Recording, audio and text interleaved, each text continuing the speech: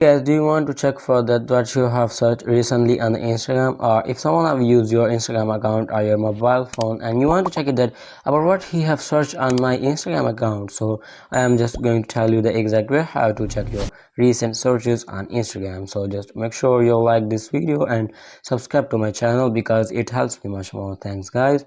So first of all, just simply open up your Instagram app and go to your profile section, and then you will see the three lines on the top right corner. Just simply tap on the three lines and go to your activity, and here scroll down a little bit, and then here you will find an option of recent searches. Tap on it, and then here it will show all of the searches which you have made or someone else have made on your account recently. So from here you can check it, or you can simply remove it by tapping on this little cross in front of that specific search, or you can tap on clear all to clear that all of searches. Tap on clear all and tap on clear all to continue.